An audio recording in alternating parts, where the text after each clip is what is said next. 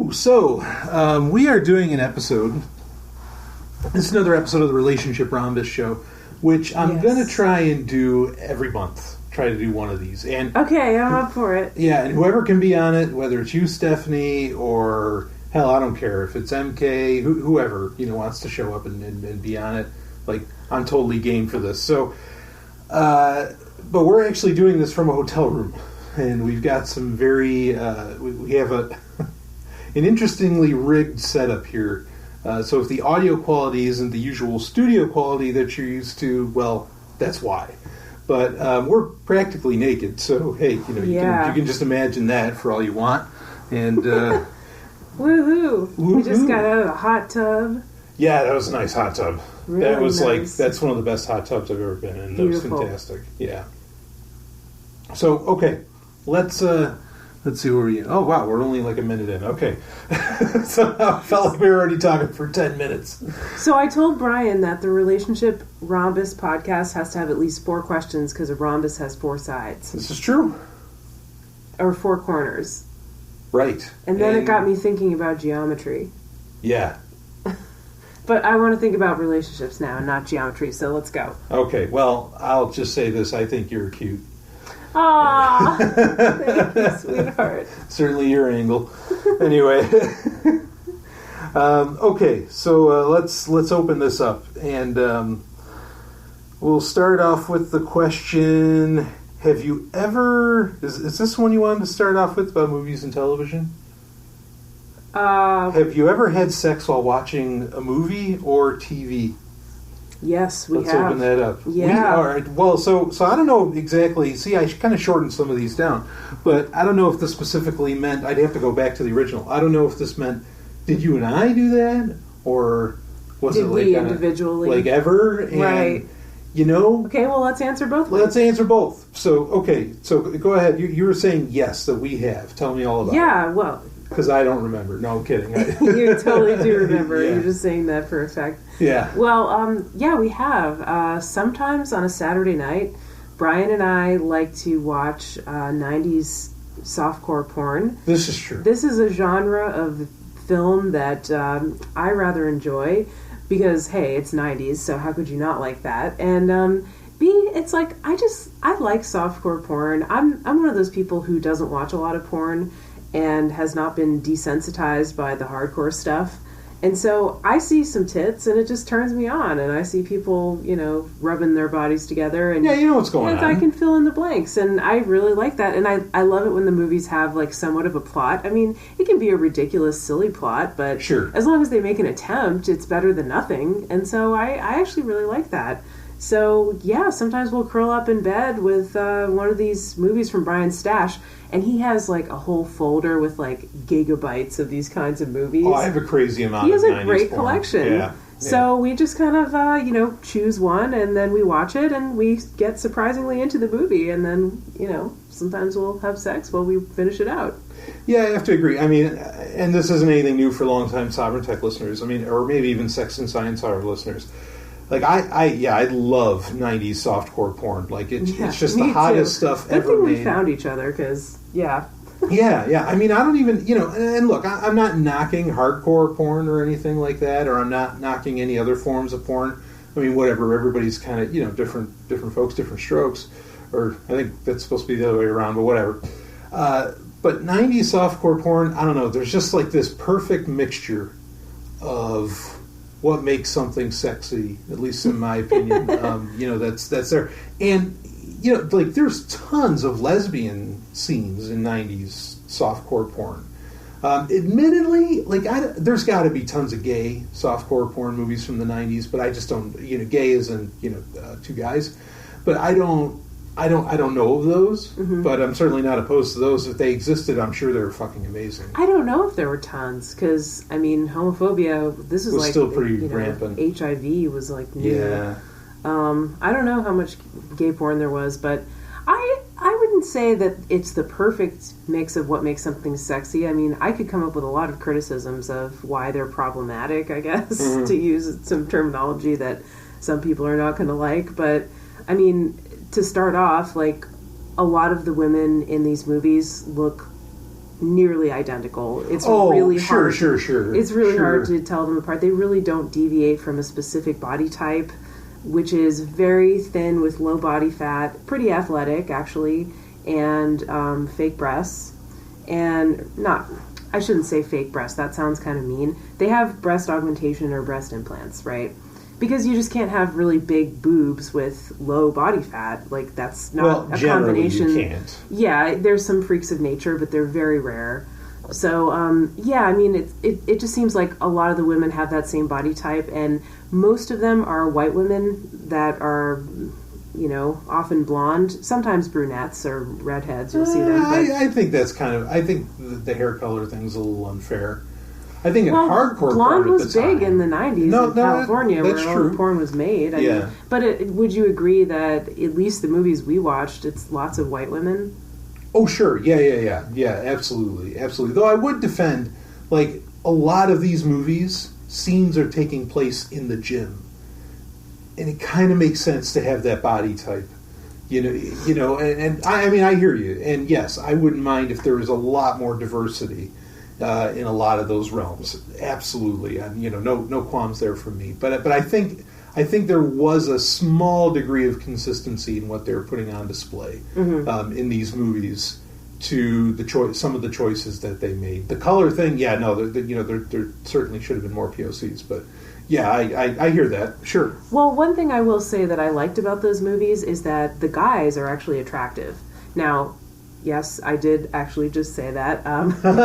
You won't hear me compliment the appearance of men very often, but I will say that the guys in those softcore porn movies are gorgeous, and generally, and they're much more attractive than guys in hardcore porn, because mostly it's about the size of their dick and whether they can keep it hard and how much Viagra they can eat than what their face looks like if they're a pretty boy or not. Right. Yeah. So we've watched those. I guess we can cut to that. I mean, we've watched those together. I don't know that we've ever watched anything normal and started having sex or anything like that. Yeah, not together anyway. Not really. I mean, I've fallen asleep during some movies, but we never just stopped, took a break to have sex. Usually, if that happens, we would not continue watching it at the same time. Yeah, then it's just kind of distracting. I will say that I have a strange habit where I have been known to put on a podcast, like just any podcast that's on my podcatcher in the background while I masturbate sometimes. Oh boy. It's not even really that I'm masturbating to the podcast or anything like that. It's just that there's something on in the background that's kind of entertaining me at the same time. It's like a little extra dopamine hit.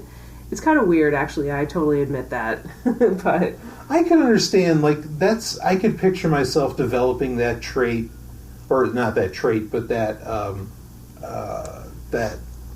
don't know, whatever. Kink? Not kink.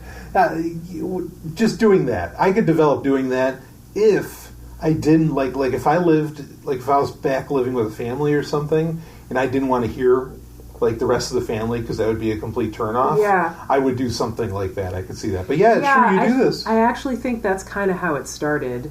Yeah, okay. That makes sense. When I was in college and I didn't want to hear the other sounds that were coming from my dorm, so I'd just put on some headphones or something. Right. And, I wore out lots of vibrators when I was in college. Yeah, so...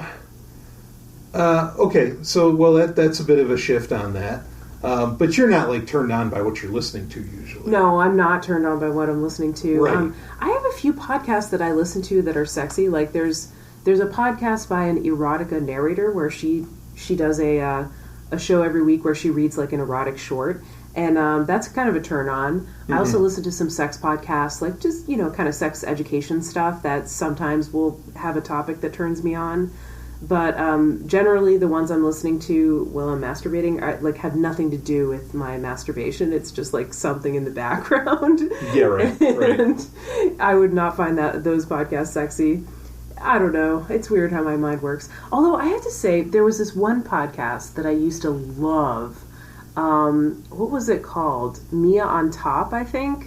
and it was Mia Martina, and that's obviously a pseudonym. She ended up starting a family. She ended up having a baby, and her voice completely changed when she had a baby, but she had this really sexy voice, and she used to write her own erotic stories, and she did a podcast, and then she came out with a book, and her stories were all about this girlfriend that she had. Most of them were about this girlfriend that she had, Carmen, and like their sex life, and then she and Carmen, like there was some drama in there, like she and Carmen broke up and fought, and they had like this open relationship that was kind of fucked up, and then she started going to these like sex parties and like slutting around, and it was a great podcast. I don't think it's still around, unfortunately. I think she took it down, but that was my favorite top sexy podcast. If you can find that somewhere on the internet, you should listen to it because it's really, really hot. Okay, so now I mean, as far as like more direct on the question, yeah, I've done that. Like I've watched with other gals. Like I've watched TV shows or a movie and had sex. But what used to annoy me, actually, this is here's real insider. This was my ex-wife. Ooh. If she didn't like something. Like, if she didn't like a movie or something, she would start to, like, want to play with my dick and do whatever else. Whoa! But here's the problem. Like, you'd think that'd be kind of hot or something. No. Like, because I eventually knew what was going on, was that she was very bored with whatever we were watching, and it's probably, and usually it'd be something I gave a shit about, you know, and cared. And so it almost came off as an insult. Yeah, that's kind of a turn-off. If you're, like, you're actually enjoying the show, you want to watch it.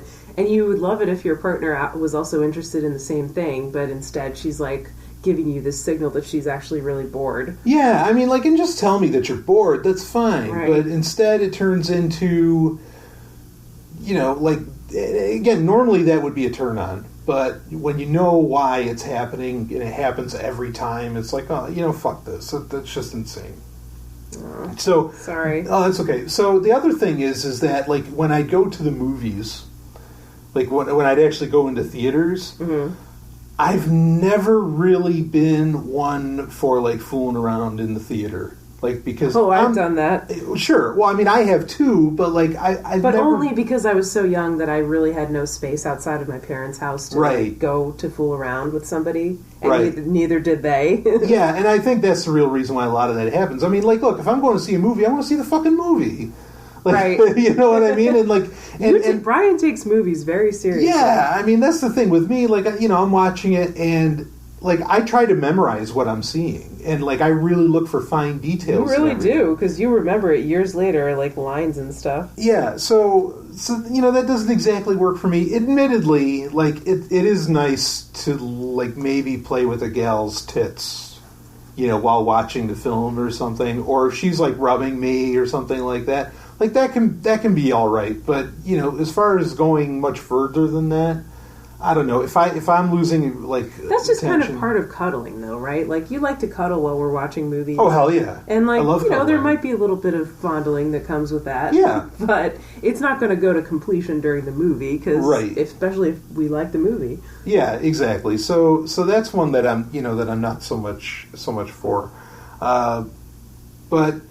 Anyway, all right. So, I mean, how about you? Have you like ever, you know, you're just watching a movie with a lover of yours or a TV show, and you just started like getting it on while you were watching it? I mean, that ever happened? Oh boy, yeah. Okay, so the first. And did you keep watching it, or did you keep it on in the background anyway?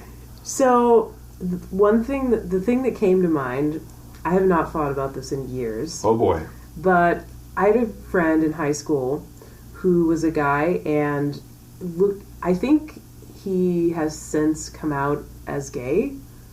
And I believe that he is gay. Okay. I kind of thought he was gay all along, but he wasn't out when we were friends in high school. And we were just like best friends, and we never did anything sexual. Like, it was always really platonic.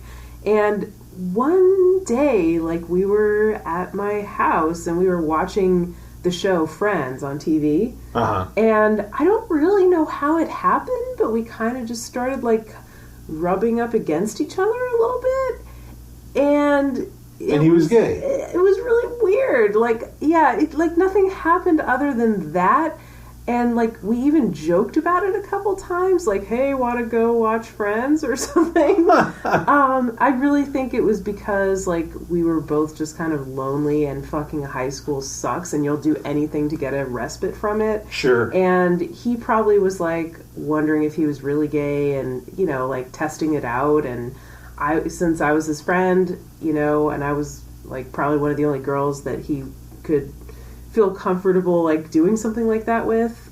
I think like that's why it happened. But yeah, so we would joke about it for like years afterwards. Right. Even though it only happened that one time and it was so little. We'd joke about watching Friends, but yeah, I guess that's one experience. Does that count? Yeah, no, I think that counts. Okay.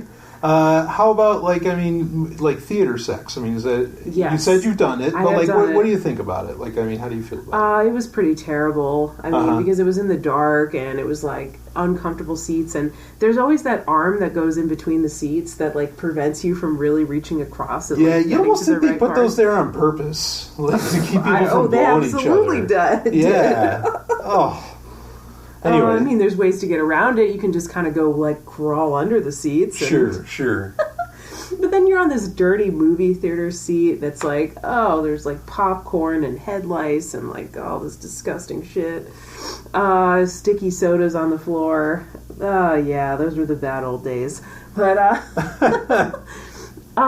yeah, let's see. So, I know I've fooled around in theaters, not actually had sex, like, PIV intercourse, but I've definitely done, like, mutual masturbation and, like, oral sex in theaters. I remember the sex. I don't remember what movie we were even seeing. Oh, actually, I do. I think one of them was, like, one of the Austin Powers movies. I hope I wasn't, like, super young when those come out, because that would be really creepy, but, yeah, I want to say it was one of the Austin Powers movies, but I'm not exactly sure. So, yeah, I remember the sex, like, more than the movie. Nah, okay. Well, fair enough, even though I think those movies are awesome. Yeah, but, yeah. Well, I agree. I mean, I think it was kind of impossible to concentrate on... It would be impossible to concentrate on both of those things at once. Either it would distract you from the sex, or the sex would distract you from the movie, but you can't have both. Unless you're maybe like one of those very special people who has a great attention span or can concentrate on more than one thing at once. Right. Yeah, you know, like, I used to get really annoyed about this, because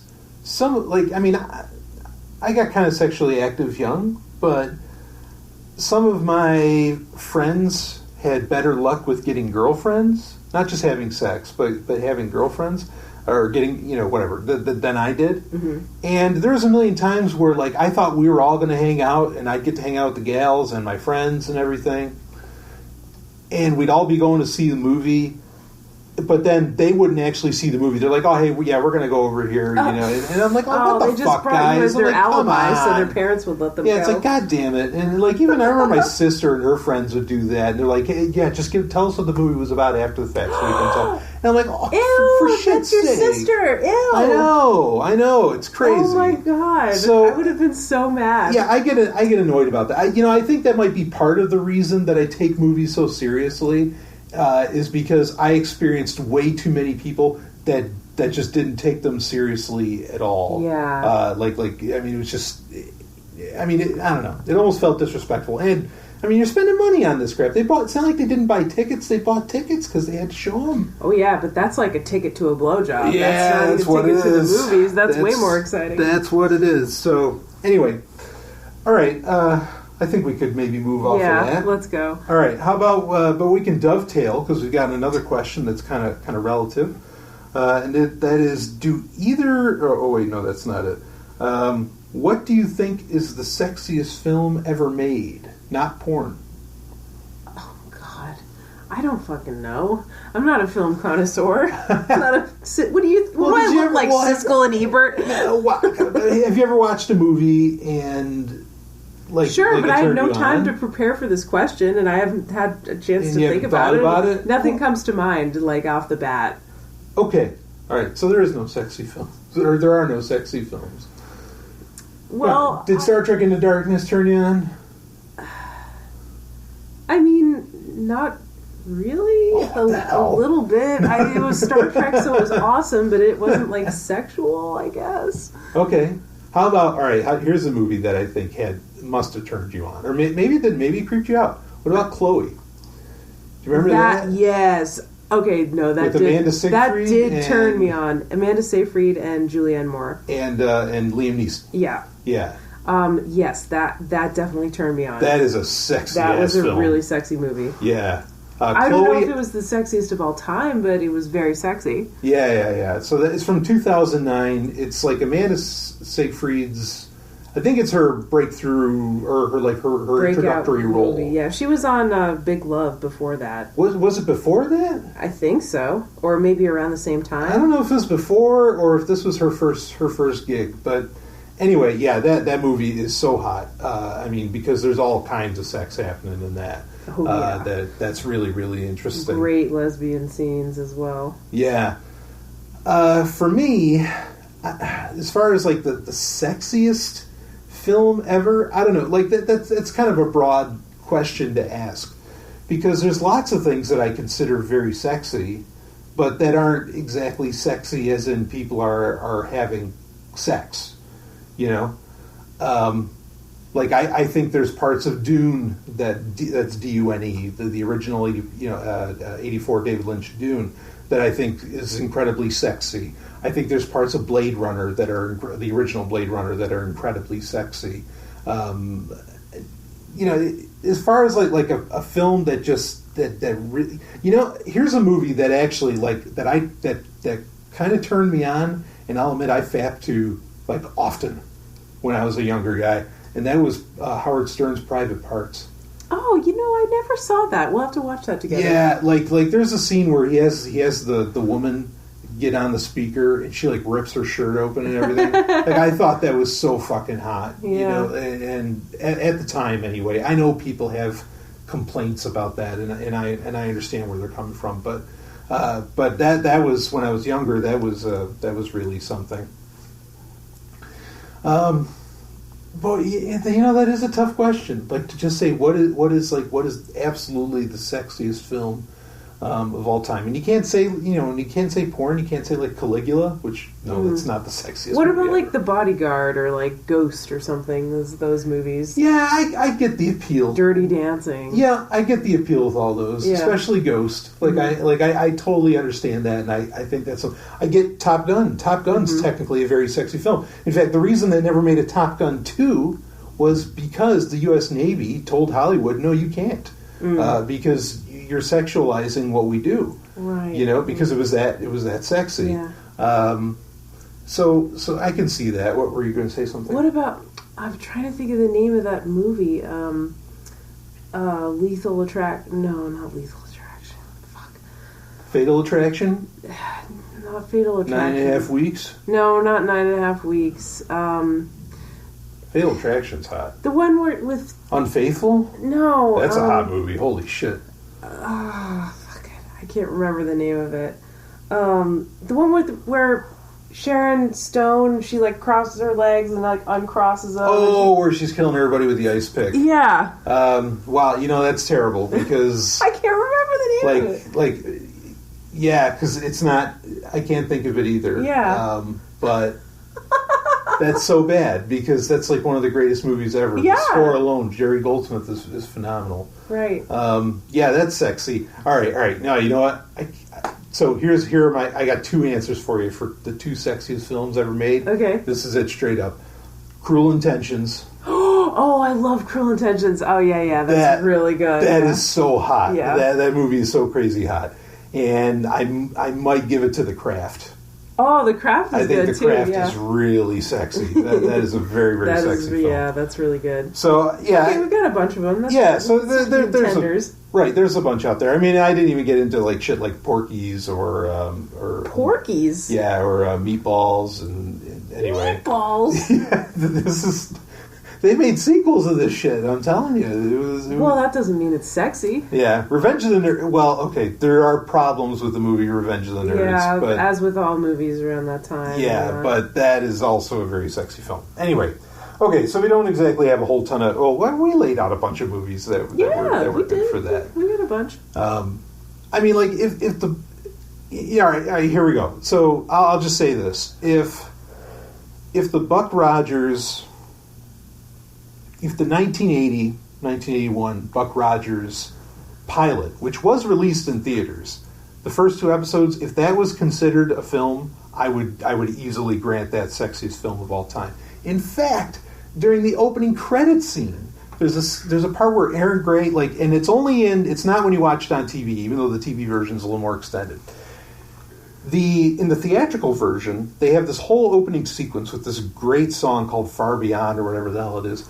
And there's this part where Aaron Gray, who plays Colonel Wilma Deering in it, and she like just kind of like slides her leg, and she's like in this silver one-piece bathing suit business.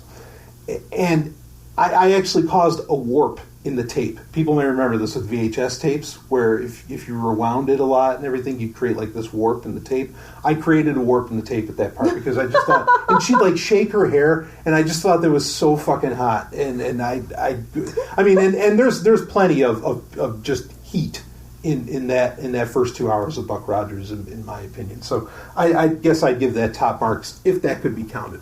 So, all right, let's move on to another question here. Wow, we're 27 minutes in. So, all right, let's see if there's another one here, and then we'll go to the, because we actually asked in the Facebook Uncensored group some questions, and we'll see if there's anything there. Is there, this is nice. This kind of plays off of this, too, kind of on the media side of things. Is there a certain type of music that you find better for making love to than others? What do you think? Or I can start off. I'll actually start off on this one, because I think your answers maybe is going to be better to the question asker.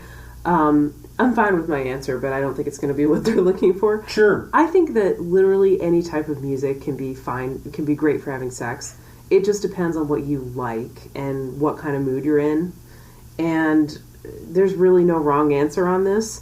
To me, the music doesn't matter so much as what I'm actually experiencing, but it can change things. Like, for example, Brian, you and I have a favorite role play where we role play that you're like a massage therapist giving erotic massage, and we like to put on, like spa music in the background. That really helps enhance the scene. It really helps set the stage. So, right. I like that kind of music. I think that's nice. It kind of just fades into the background. I don't think the music should really be a centerpiece of what you're doing. The centerpiece should be more like the touch and the immediate experience of the other person, but it can enhance, I guess, a lovemaking scene. Sure. Yeah, no, that's valid. Okay, I think is that your answer? Yeah. Well, how do you feel about... what about, some 90s R&B? I mean, you gotta... you love that. You can go to YouTube and type in... It reminds me of the actual 90s. Well, that's hot. Right? Yeah. I can do this. I like R&B. I like rap. I like, a lot of different kinds of music. I guess I wouldn't fuck to country music, but that's just me, No way. I mean, you can go on YouTube and you can type in music to get pregnant by or something, right? Yeah. And it comes up with, fucking Nelly, it comes up and with R&B, yeah. And, all this R&B and D'Angelo. Slow jams from the 1990s. Yeah, right. Freak Me Baby. Oh, yeah, right. Josie. Yeah. Yeah. So... Yeah, I mean, and I could get behind that more so than a lot of other ones. I really don't like a lot of the soft rock kind of stuff. I don't know, that you would find on the station that your parents listen to in the car radio. I mean, but that's just because of personal experience. That's just because my mom used to drive me around in the car when I was a kid listening to that stuff, and I was like, oh, I hate this music. Michael Bolton, Kenny G, Yanni, Enya. No way. Yeah, I genuinely think that a lot of what, say, Michael Bolton does is really sexy, but I couldn't fuck to Michael, to it's just, it reminds you too much of your parents. So. Yeah, that, and, I don't know, I just couldn't do it. And it'd be weird, because I'd be going doggy style and just be like, steel balls wrapped all around me, because I'd start getting into it. It'd be so bad. And That wasn't like a serious attempt at singing. But anyway, yeah, you know what? I think what might surprise people, like getting your fuck on to metal, doesn't really work. Like it doesn't exactly happen. Yeah, it's not exactly rhythm music, you know. Yeah, I mean, which is ironic because it's the same. Okay, I have a theory about that. Go for it. Can you dance to metal? Yeah, dance. I mean, not like mosh. Dance. It depends. It's hard, right? Sure. It's not the first kind of music you think of to dance to. Sure, that's fair. Okay, dancing is like sex. Oh, well, okay. Yeah, you can't argue. I'm a genius. No, well, that's interesting. Yeah, I agree. That's interesting. But I mean, but see here. But here's the irony of that is that Kiss, Motley Crue, a lot of these other bands, it turns you on. I mean, like it turns me on like there's no tomorrow. You know, like, and it gets me warmed up like there's no tomorrow. I mean, like it's and I could, you know, I can masturbate to it, but yeah, get like fucking to it. It doesn't exactly work. I think I don't know. Maybe it's just me, and it just throws me out of it. I don't know, but it doesn't happen. Some of it works. Like the closest thing to a metal band or a hard rock band that I could fuck to, you can fuck to Foreigner. Like Foreigner's music, you can really get it onto that. I've never really tried. Yeah, well, we got a hotel room. What All the hell? right, yeah. That's a challenge. Yeah. So, but then other than that, like, I don't know. Yeah, some of like the Japanese kind of music that I'll play when we're role playing or something, like that's good to fuck to. You know, like the Japanese instrumental kind of stuff that you hear at a spa or something. One of my favorite things to ever like really make love to is Joe Goldsmith did the score for the movie Kull the Conqueror. I know this is going to sound ridiculous, but he did the soundtrack for that, and there's whole segments of that soundtrack for that movie that are just some of the most beautiful music ever performed. And man, can I really enjoy getting my fuck onto that. So that's an option.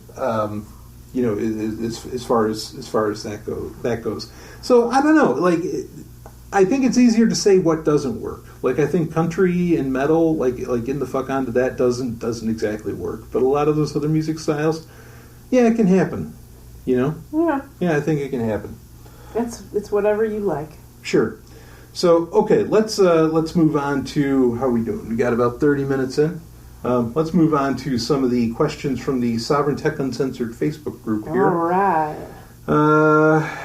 And all right, let's start it up. This is kind of a long one. Okay.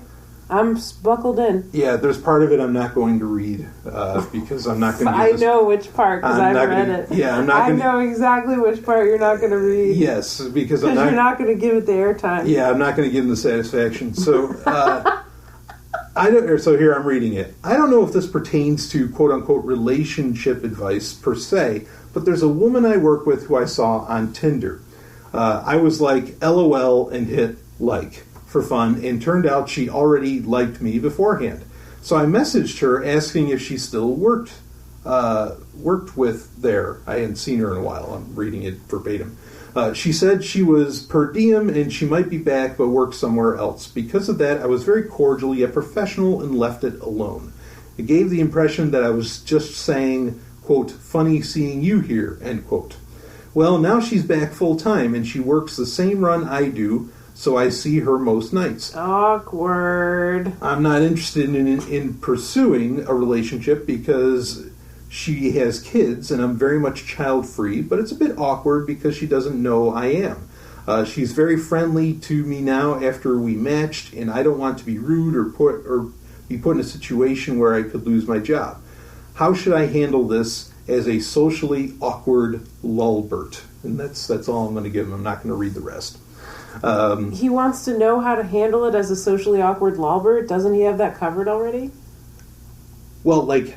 Because he is one. Oh, I thought he meant, like, how do I handle this like a socially awkward lulbert? I'm like, dude, you got that like covered. You're Lulbert Magnus. Like, you know the score. So what should this guy do? What do you think? Doesn't want to lose his job, doesn't want to be rude. Well, he didn't say this, but, like, is there any possibility that he could lose his job for this? This isn't sexual harassment. She's not your boss, it doesn't sound like. She just works at the same place you do. She really can't accuse you of sexually harassing her. You matched on Tinder, which means you both liked each other. You sent a very cordial, polite message, nothing creepy, nothing sexual even. And it was, I agree, from what you described, it really does sound like you were kind of saying, oh, funny to see you here, I've done that before, with, I don't know, dating apps in the past, where I saw someone I knew, was just shoot them a message and say, hey, oh, funny, I see you, or whatever. It's just, it's I feel like that makes it less awkward because you're going to see that you saw each other or matched or whatever. So why not acknowledge it and just laugh, have a little chuckle about it and move on? I think you did the right thing in that situation. As far as losing your job, if you treat her like any other coworker in a respectful way, there's no way you can lose your job. Yeah, I mean, there might be the stipulation in this person's job that, fraternizing isn't, allowed. Right, but they weren't fraternizing. They never went out on a date. Right. They never chatted. Nothing happened. Right. So I don't think there's anything to worry about there. Now, as far as the awkwardness of knowing that, it sounds like he's saying that he thinks this woman possibly is interested in him for a relationship, but he's not making any move because she has kids and he doesn't want to date somebody with kids, but he's not explicitly telling her that. So she's just sitting there wondering, is he, not making a move because we work together? What's holding him back, I think, if you see her, especially outside of work, it wouldn't be a bad thing to say, hey, I know we matched on Tinder, just to let you know, just so you're not wondering, why I didn't ask you out or anything. I know people don't really ask each other out on Tinder, but, just so you know, why I kind of, stopped messaging or whatever. It's just because I'm not looking for somebody with kids, and we also work together, or whatever you want to tell her about why you don't want to date her. Just say something nice and, simple, short, and just say, I hope we can still be friends and work together. No hard feelings. Acknowledging things makes them less awkward when you bring out the elephant in the room and say, hey, that's an elephant, and then you both have a good laugh at it. Well, don't call her an elephant. No, of course. Yeah. You don't want to call her an elephant, but just say, hey, just so you know, I'm really not looking for a relationship. Or you could even make up a lie. You could say, hey, just so you know, I just started dating someone else. Let's be friends, or something like that. Yeah, I mean, I would just simply say, look, I can't do the dating at work thing. I'm just... That's better. I like that one better. Yeah, I mean, that's pretty much what I would say if it comes up. I mean, at the same time, me, if I knew that there was somebody, I mean, and I've been in these situations, if you know that there's somebody who really digs you at work, it can be kind of fun just to be playful, as long as you keep it at that surface level. And usually that gets solved by saying, hey, look, sometimes, I just have this personality where I can be a bit flirtatious or something. Please, if it's offensive or something, just tell me and I'll shut up. I wouldn't recommend that. No, he's not interested in her. Right, I understand that. I'm putting that out there normally, or not normally, but that sometimes, it can work out that way. And I think you can do that. You just, you don't say any crazy shit where you kind of get accused of sexual harassment or something along those lines. And please, for the love of God, only do it if the person is sending signals back. Yeah, it's got to can't be one-sided. Yeah, absolutely. Women always let them take the lead. Yeah. But yeah, generally I would just say, look, I can't do the work dating thing. It just doesn't work. Or you know what? I would say it's perfectly acceptable to not say anything. Yeah, sure. To just go on and just be friendly and don't ask her out. I mean, obviously, you've been going on like this for a couple weeks now, right? Where you know that you matched on Tinder. She's at the same workplace as you. You haven't asked her out. She's just continuing to be friendly to you, but maybe you think maybe she's wondering what's going on. You could just let it keep going. I mean, eventually she'll just give up and realize that you're not going to ask her out. and she'll probably still be friendly to you, and you really don't have to do anything. I don't think you owe her an explanation about why you're not taking it further, right? Yeah, no, right, absolutely. But if you wanted to explain it, like if she confronts you about it or something, or if you feel, I don't know, if you really feel the need to clear the air, if you think that would make you feel better, then you can do it as we described before, but you really don't have to say anything at all. Sure. And I'd also recommend probably, another option is sort of the Stan reaction, where when a gal starts talking to you, just puke. Just throw up. And great advice. That's the awkward Lawbert thing to do. Yeah, and then eventually she'll just be okay. I got the hint, and it's not rude. You just have that reaction. Anyway, that's a South Park joke for those that don't know. All right, so are we good with that one? Yeah. Okay. All right. We solved this person's problems. Every single problem that this person has. Okay. What are you looking at? Just the time. Oh, okay. And I can't see too well, so I'm kind of squinting my face close to your computer. Okay. Sorry. No, it's okay. So next one is, here's just a statement. No relationship, no problems. That's what I say. Hey, there you go. That is totally fucking valid. I think it is, and I think it's going to apply to one of the later questions. Okay. All right. But yeah, I'll just say quick. I mean, when I moved to New Hampshire back in 2011, I didn't plan on ever having another relationship because this is exactly kind of the logic that I had. Just fuck this. I'm done. This is too much hassle. I am not going to mess with this anymore. I'm not going to fall into any kind of traps or anything anymore. I'm sick of this. But, when you meet the lovely, hyper-intelligent Dr. Stephanie Murphy, what are you going to do? So, but anyway, I'm just saying that this is a completely valid way to think. And shit, whether you're a guy or gal, hire a sex worker at some point if you really need to, or just do the masturbate. Business. Or masturbate, or have a hookup, or whatever. I don't know. Okay, so let's go on to the next one. We actually got a couple more that came in while we're recording. Let's see. How, in your opinion, does being single a really long time negatively impact self-esteem? And any advice other than improve yourself for boosting self-esteem to the point of actually feeling like you are, quote-unquote, good enough? Okay, so the question is, how does being single negatively impact self-esteem? Yeah, after a really long time. Okay, well, let's take that part first. Sure. First of all, some empathy. I think everybody listening can understand what it feels like when you're single and you don't want to be. When you're looking for companionship and you feel lonely and you wish that you had love in your life. And maybe you don't need it, but you still want it. Maybe you're happy enough being single, but it would be nice to have some companionship. Or maybe you're oh my God, if I only had a partner, all of my problems would be solved. You could have either one of those mindsets or something in between, but it still sucks to be alone when you don't want to be. So, sorry to hear that. I guess it's good to be thinking about it, and it's good to be trying to improve yourself and trying to seek out resources to potentially change your singlehood if you want to change it. But I actually don't think that being single necessarily affects your self-esteem in a negative way. Mm-hmm. I can see that if you're single when you don't want to be, sure, you could easily start thinking thoughts that, okay, what's wrong with me? Why aren't I good enough? You can easily start falling into those patterns of thought, but you don't necessarily have to.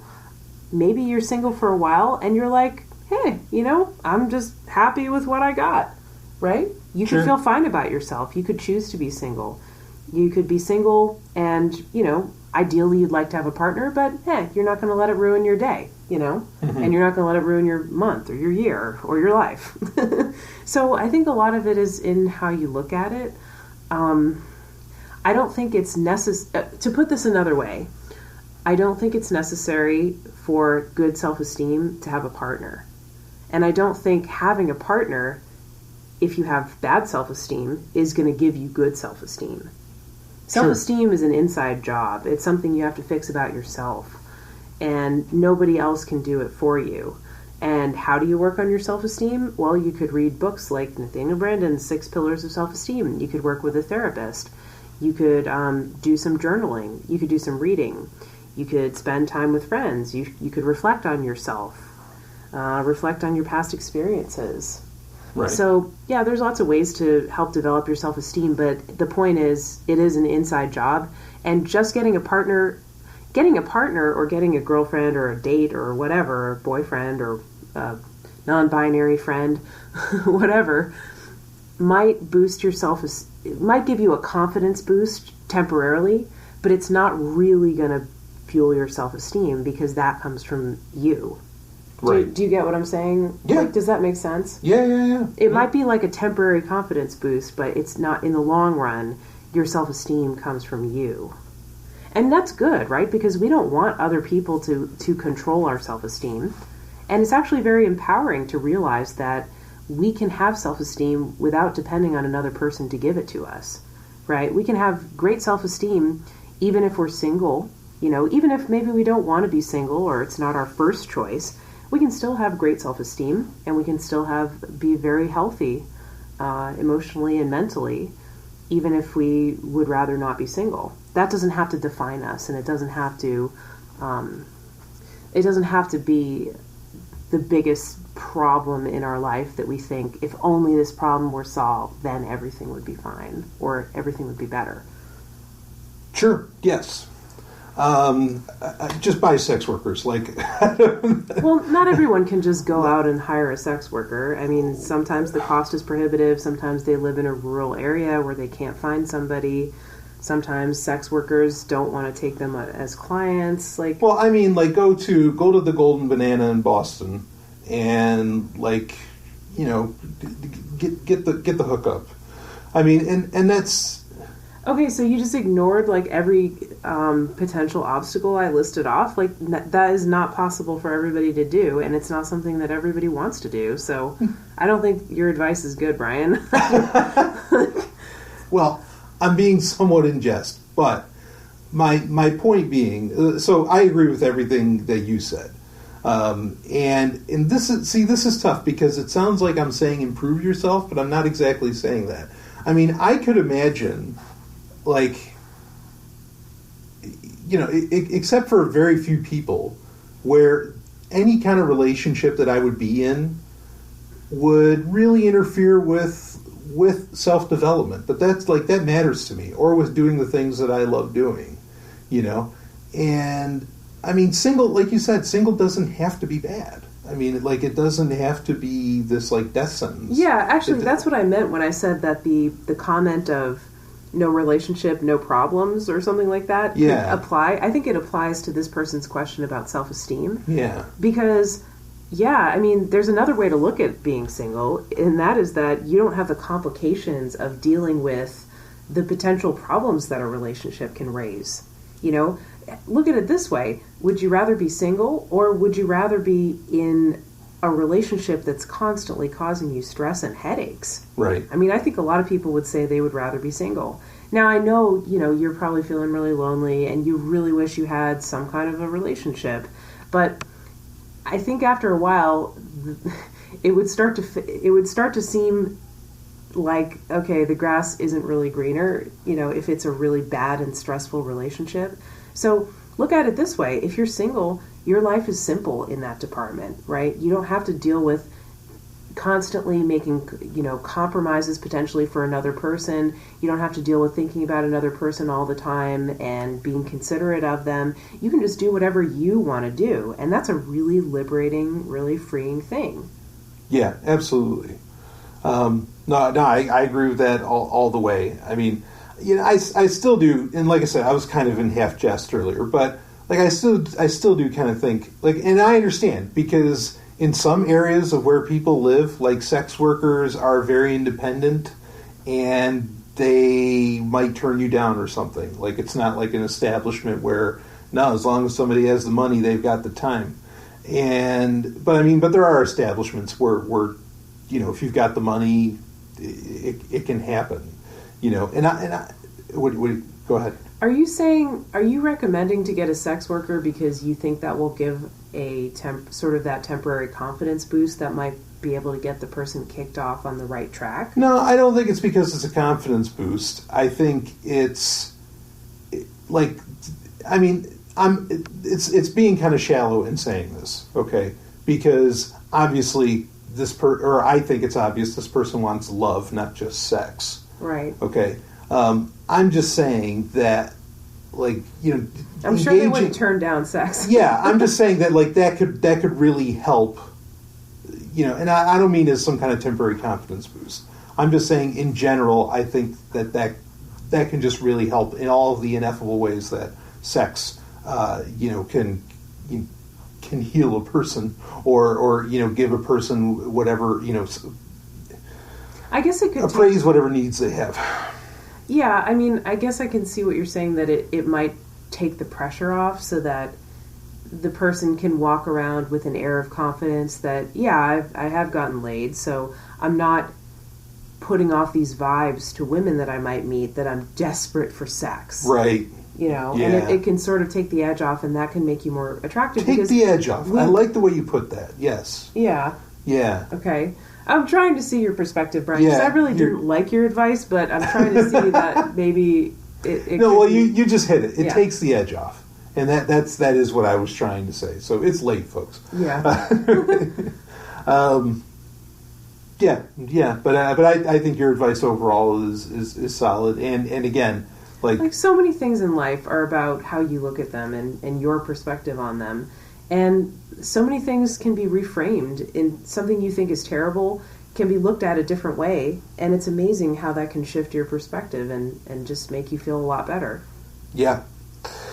All right. Shall we move on to the next one? Sure. Okay.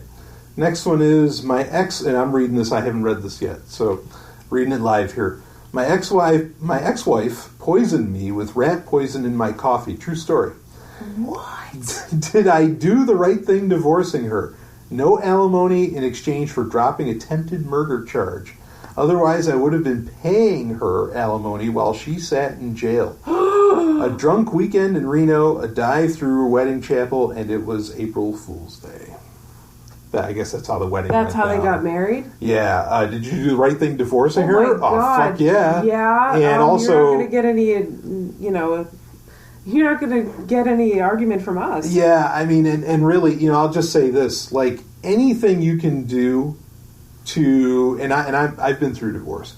Anything you can do to where you can make it so that, like, you're not paying for that divorce for the years to come. Paying for alimony? Paying alimony. Or child support? Or anything like that. And I don't mean anything isn't to where, like, somebody is like, detrimentally, or, you know, towards to somebody's detriment. Like, I'm not saying dodge child support or anything like that. I'm not saying that. Yeah, that's what I was about to say. No. I wouldn't recommend people skip out on their child. No. I'm saying if you can make it right, you know, and there's varying ways, there's legal terms for these things. If you can make it to where, okay, you know, we're making a clean break and it's mutually agreeable and mutual, okay, do that. You know, like, absolutely do that. I cannot imagine how bad it would be to, like, constantly have to pay in for the rest of your life because of a divorce. I mean, it's a great argument for never fucking getting married, you know, like, because there's so much legal crap. I understand that alimony is actually not very common. No, right. Yeah, generally it's not. But, I mean, go ahead. It's when a spouse is, like, completely financially dependent on their spouse who is much wealthier. Mm-hmm. I don't know, like, I just hear, like, so many people are like, oh, yeah, don't get married because that bitch is going to get half your money and a check every month. The dude could fuck it up. Yeah, they're like, these women are just gold diggers. They're getting married and then they're going to get a check for the rest of their lives while us poor men have to pay all our money. And, like, everybody says stuff like that when alimony is actually really not very common. And as far as child custody and divorce, like... There's a reason why women often get custody of children, because they're often the primary caregivers, you know, and that's, like, there's many reasons for that. Also, child support, like, can you really argue that, like, supporting your child is a good thing to do? You know, like, you created that child, you're responsible for it. If you were paying, if you were financially supporting the child before you got divorced, then it's kind of only fair that you continue to do so after your marriage ends. It wasn't the child's fault, right? You have no argument for me on everything you just said. Yeah. I just hear so many men, like, bitching about divorce, like how unjust it is that the I don't men think are it. No, I don't think it. I think marriage is unjust. Yeah. I don't think that divorce is unjust or like anything like that. I think marriage is the dumbass idea. Like setting guy or gal, setting yourself up for that, like for that legal framework that you have to exist within, guy or gal, it doesn't matter. I think is ridiculous. Like, like, I'm not defending any of that, you know? Yeah, I mean, it's just too bad that the state is like a party in your marriage. I mean, yeah, and the idea, like the whole institution of marriage, I mean, yeah, we don't like it. Let's just move on, but, yeah, I just didn't want it to sound like we were going on this, like, MRA rant about how unfair divorces are to men. No. I'm not making that claim at all.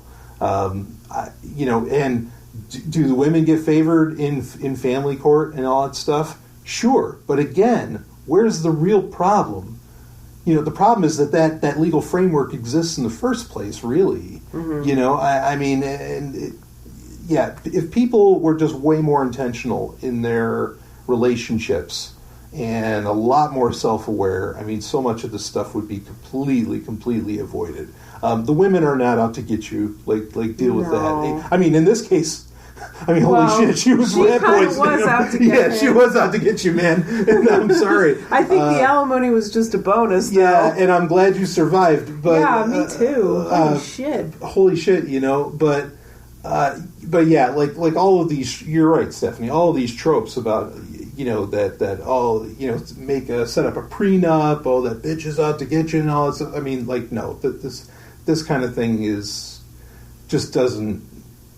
I don't think that happens nearly as common or anything remotely like that is. I mean, and guys can do the same thing. Like, I mean, how many guys, you know, you just don't hear any stories about them. How many of these young dudes get with the older gals or something that, you know, they have a ton of money, mm-hmm. or Mariah Carey or whatever, and yeah, whatever, you know. I mean, like it go, you know, plenty of guys do this shit too, and nobody seems to ever really talk about that. And so, anyway. Wow, what a story. That's crazy. Yeah, I don't want to take away from the story. We're glad you're here. Yeah. This person has a lot of crazy stories. I mean, not that I'm doubting in them or anything. It's just that... What a life. Yeah, what a life. What a life. All right, let's go on to the next one. And then we'll do one more after this, and then that's it. What are the chances of a healthy, long-term relationship with someone when there is a 19-year age difference? Ooh, that's a big age difference. Yeah. I mean, I would say the chances increase the older the people are. So a 19-year age difference is not that big of a deal when one person's 80 and the other person is 61. Although that's still a pretty big deal. I mean, those are different stages of life, for sure. Yeah. It's a bigger deal when somebody's 21 and the other one's 40, you know. I'm not saying it can't work, right? But, I just think that at that point you're dealing with the 21-year-old and the 40-year-old. You're dealing with somebody who's literally twice your age, you know, had lived a whole life before you were even born. Or one person had lived a whole life before the other person was even born.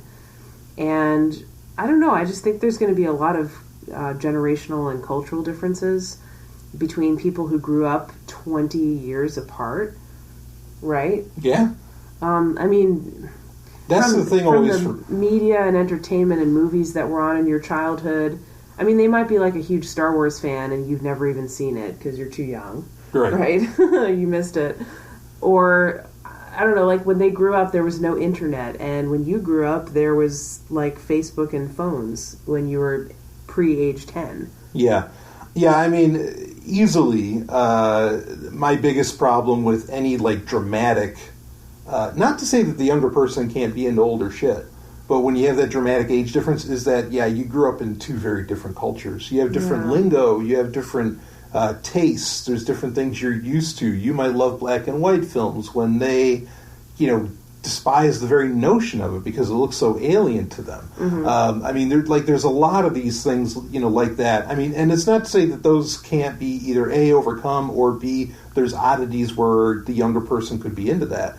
But I mean, that's something to consider. The other part is let's be honest, and regardless of gender,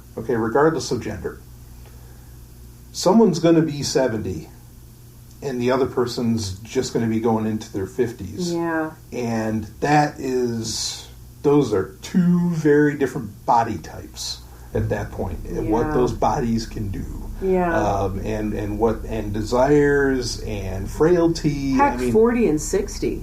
Yeah. Two different body types. Yeah. I mean, the only reason I guess I didn't go there, and before 30 and 50. Yeah, right. 20 and 40. Well, before anybody says it, I mean, 20 and 40 is not so. I mean, 40-year-olds are a much. It depends on the 40-year-old. Yeah, and I was going to say, there's 60-year-old. There's guys that are like 63, 65, around there, where they look incredible. They look better than most 20-year-olds. There's women in their 60s who look hot too. Yes, absolutely. And in the 50s, I mean, so that's why I kind of went to the extreme of being in your 70s. But the point's kind of the same, is that a long-term relationship, which is specifically what they said, I don't think that can work. It wouldn't be my first choice. I mean, but having said that, I guess if you're really willing to try and both people are going into it with a lot of awareness and you just really love each other or are drawn to each other, anything can be overcome. Any kind of difference like that can be overcome. But it's going to take a lot of intention and a lot of consciousness and a lot of discussion and a lot of awareness. And it's going to be work, to reconcile that, to square that circle, so to speak. And it'll be harder. And now, that is not to say that two people who are exactly the same age are guaranteed to be compatible and they're going to have a good relationship. No, that is just not sufficient for a relationship to work, just simply being the same age. But I do think there is an additional challenge when you come in at totally different stages of life, at totally different body types, at totally different experiences of your childhoods and past. Yeah, absolutely. And at totally different levels of life experience, right? Yeah. It's hard for me to even relate to people who are 15 years younger than me, right? I have a hard I don't think I would date anybody that was 15 years younger than me. And that would just be I don't know what we would talk about. It would be hard to find common ground and also common, I don't know, just a common level of conversation because we have such different levels of life experience. I mean, I think of myself 15 years ago, I would have been 18. And man, I'd be able to carry on a conversation with myself, but I'm a very different person now than I was at age 18. Sure. Yeah, I mean... I probably would have thought that I would be mature enough to date a 33-year-old guy when I was 18. But guess what, 18-year-old Stephanie? You weren't. Yeah, I mean, I'll be the first to say age doesn't define excellence, but I think your point is sound. I think, I think there's something to be said for that. So, I mean, I think the chances are slim for a healthy long-term relationship. That's my opinion. Mm-hmm. Chances are slim for most pairings, but especially slim for that. Yeah, this is not helping. So, okay. Do we have any more detail? Are they the one in it, or is it their friend, or? No, okay. That's it. I mean, again, like you said, it's possible that it could work, but I don't know. I need a reality check. Okay, so let's go on to the next one. And this is kind of a big question, and we're running out of time, so we probably just want to be kind of brief with it and just describe it quickly. I don't know how to make this a question, but I am super curious about what different types of open relationships look like. So can I start this off? Yeah. So I really think that it can be broken down into like 2 or 3, in my opinion, what open relationships look like. Okay. Okay. The one open relationship is most akin to what's called swinging, where the two of you, whatever it is, man, woman, woman. It's centered around a couple? Yeah, it's centered around a couple, and you regularly get hookups. Like, you regularly get... With other couples or singles, right? Yeah, with other couples or singles, where it's people maybe you just met or something along those lines, but it doesn't really, like... It's not an emotionally invested relationship. There's an understanding by everybody involved that this is not love. Right. This is sex. This is for sexual fun. Yeah.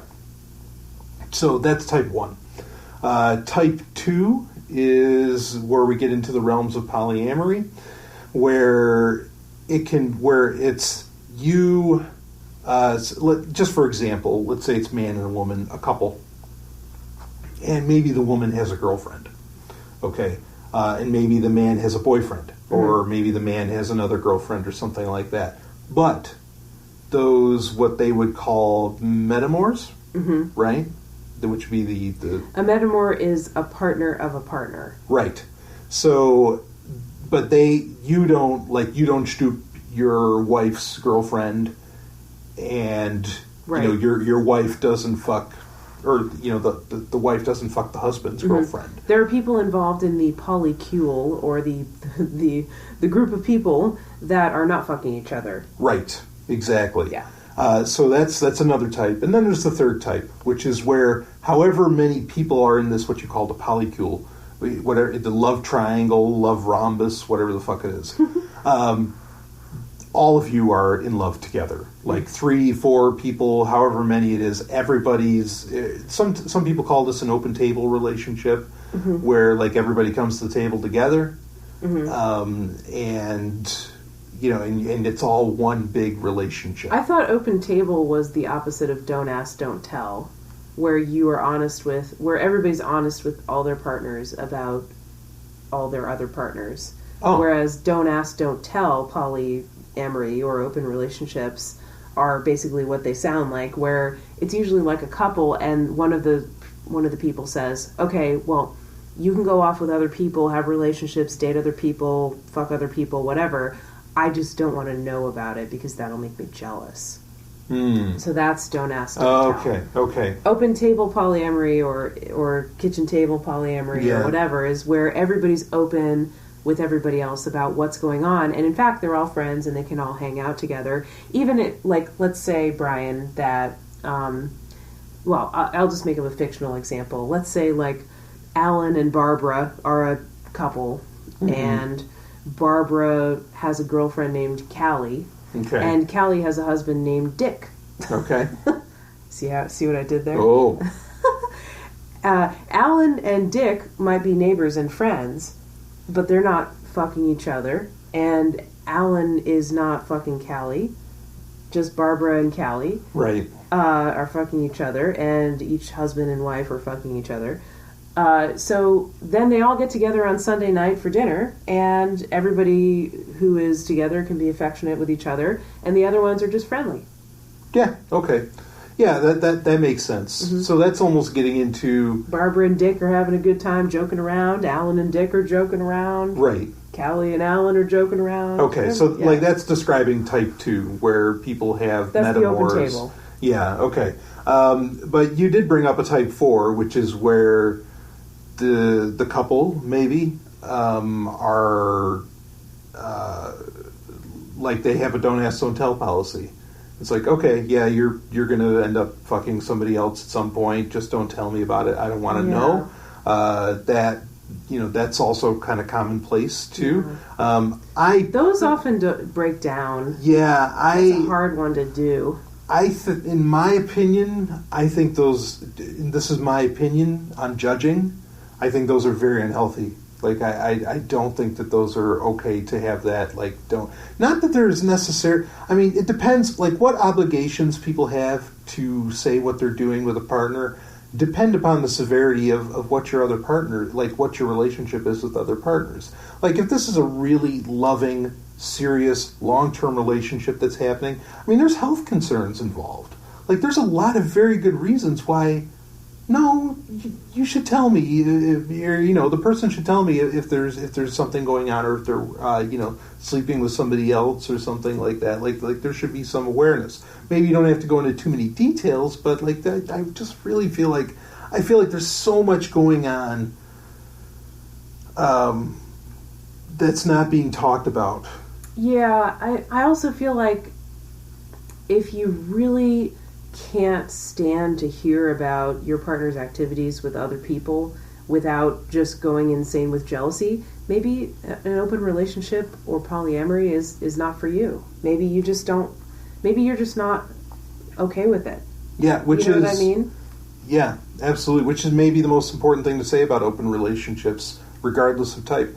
They're not for everybody. Yeah. And that's okay. Yeah.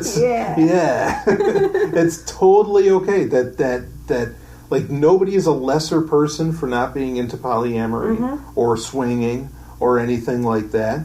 Just, you got to know yourself. Yeah. You got to know your tolerances. You got to know, how you react to these sorts of things. And look, if you think you're okay with it and then it happens and you find out you're not okay with it, well, then the conversation has to be had.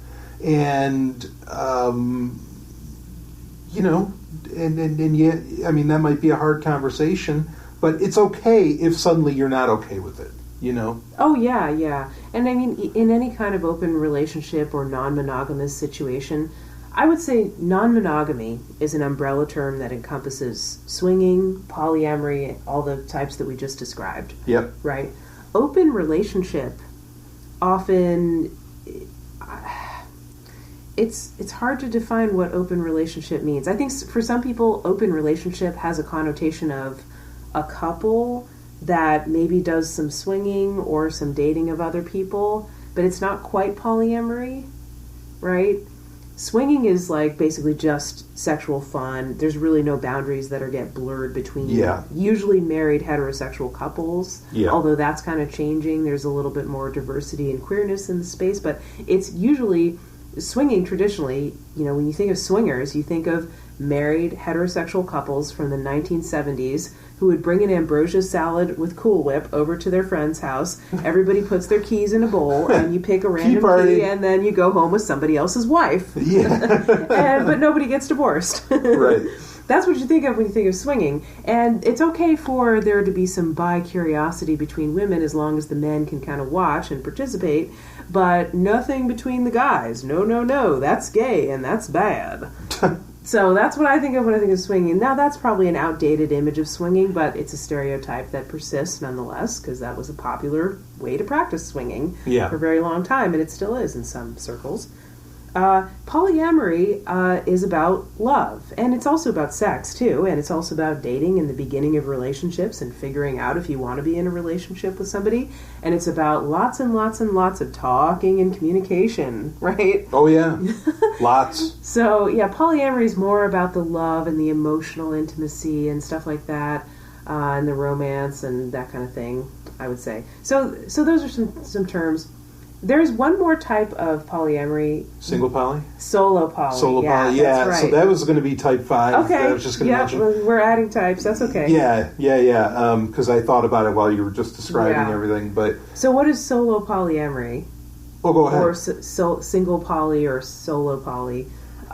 So solo polyamory is basically you have a solitary person who prefers, for whatever reason, either at this time in their life or for their whole life, to live alone, usually, to live on their own, and to not have what would be considered in other poly types a primary partner.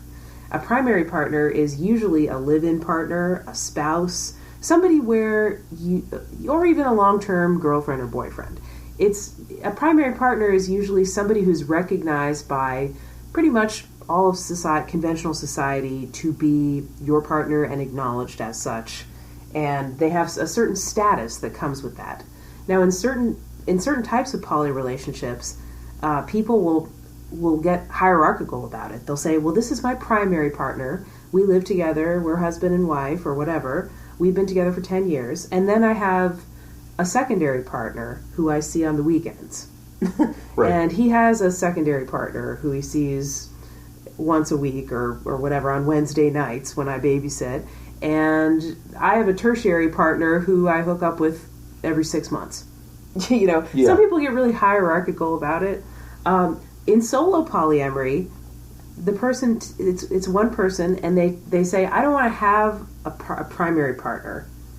I want to be, pretty much for all intents and purposes, considered by society single, live on my own usually, and kind of be free to date and love whoever I want. I might have no partners. I might have multiple partners. I might have one, but be open to others. But I'm the sort of the center of the universe. It's like a spoken wheel kind of model. Instead of being centered around a couple, it's centered around an individual. Would it be fair to call you the eternal unicorn? I don't know. I mean, they may not want to be a unicorn because they may not want to date couples. They may only want to date other singles. Right. Good point. It gets so complicated. Yeah. There's another type of polyamory that I thought about too. Okay, type 6. Okay. So we were talking about solo polyamory, and that started a conversation about primary partners, okay, and secondary partners. There are some people who sometimes they call themselves relationship anarchists or non-hierarchical polyamorists who don't want to assign labels like primary or secondary to their partners. Mm-hmm. They just have partners and everybody is equal. So sure. You're left to kind of sort that out however you will. Yeah, and that's a fair one to bring up. I mean, I think that kind of fits into like type 3 that I mentioned, where like everybody's just in love with everybody. Yeah, sure. It doesn't have to be everybody's in love with everybody. Right. That's where it would be different. Yeah, it's more that everybody's equal, and they don't want to assign any partner second-class citizen status. Mm-hmm. They don't want anybody to feel less important than anybody else, which makes a certain degree of sense, I think, because, sure. What they often say in polyamory is that each lover or partner is the way you feel about them, your relationship, it's different and special and unique. And you can't put them in a hierarchy of one is better than the other or one is more important than the other. It's just, they're just different. They're not better than or less than. They're just different. Yeah, no, fair.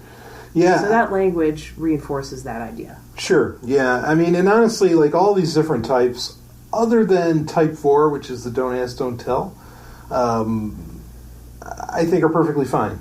I have no real issue with any of them.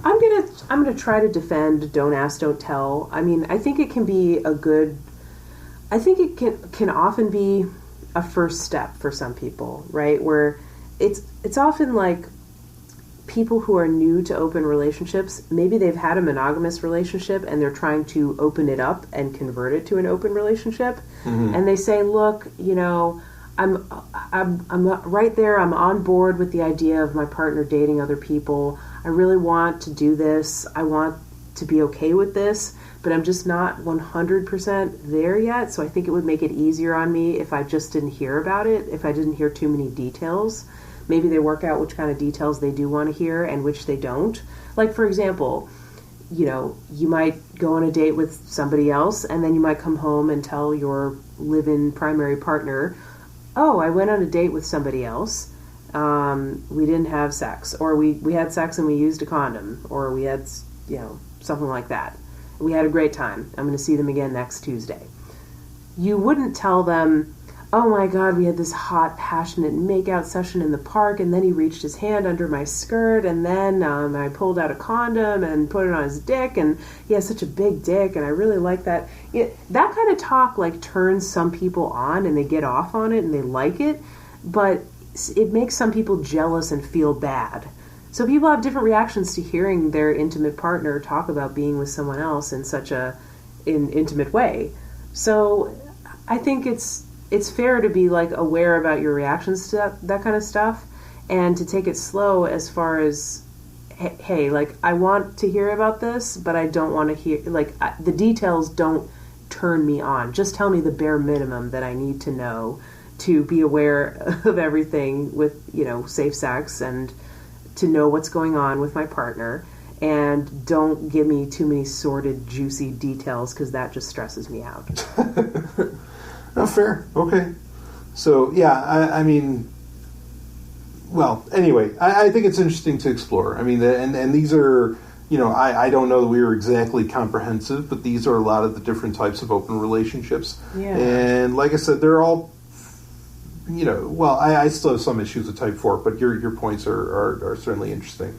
But they're valid. Do whatever one kind of works for you. And while we're on the subject of open relationship types that we don't like so much, sure. I have one that I don't like. Ooh. The unilateral open relationship. What's that? That is when people are in a couple, usually, situation. One person starts getting bored of their partner but doesn't want to end it. So they go around telling everybody, oh, yeah, we have an open relationship. Oh. When they've never actually cleared that with their partner. The partner has never actually agreed to it. Yeah. Or they browbeat their partner and say, look, if you don't open up our relationship and be fine with me dating other people, I'm just going to break up with you. And the partner says, well, I really don't want that, but I guess I have no choice, because if I don't agree to this, I'm going to lose you. That's kind of like the gun to their head polyamory. Yeah. So both of those, I think, are not like true forms of open relationships, because it's really not getting consent of the person who's reluctant or unknowing. Sure. But I guess they would technically fall under you might encounter those kinds of relationships if you're in non-monogamous or open relationship circles, let's just say. You might encounter those kinds of relationships just out in the wild. I've definitely had situations where I've been at a libertarian event or party, and a guy comes up to me and starts talking to me and says, I say, oh yeah, that's a wedding ring, isn't it? Are you married? And he's like, yeah, I'm married, but we have an open relationship.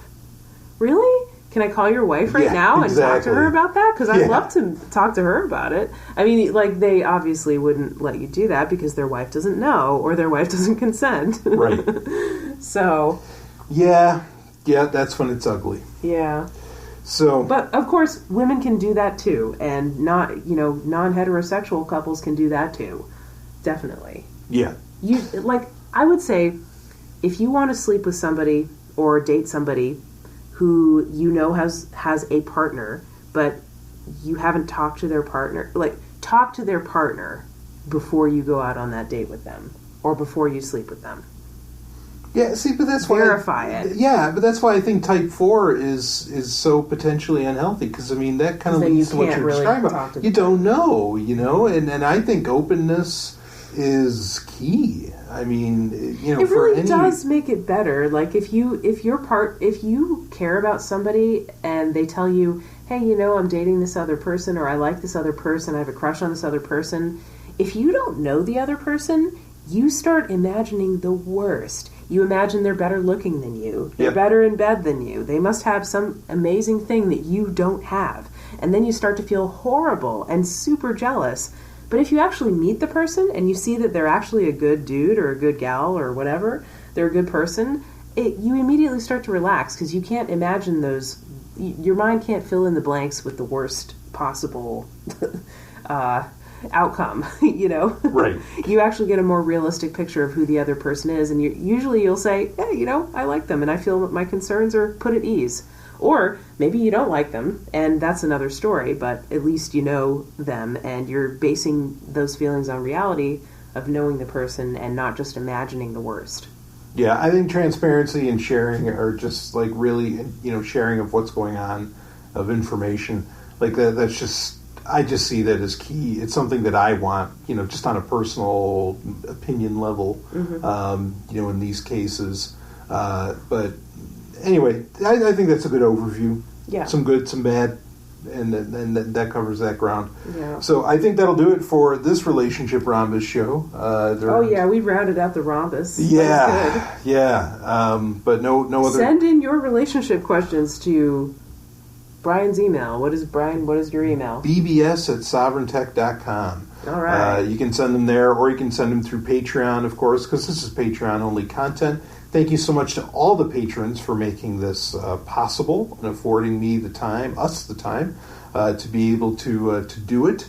And again, this is probably going to be monthly, so if you want it, you don't have to wait for me to ask, hey, you got any relationship questions? You can just send them in, and I'll just stockpile them for when we do these shows. Like I said, at least once a month. So, Stephanie, thank you so much, of course, for being on. Thanks for having me on, Brian. I think it's time to. That bed is looking awfully tempting. It's looking real nice. Yeah, very let's nice. go. So all let's right, bye-bye, everybody. All right, Thanks see you for on the your other questions. side. Woo!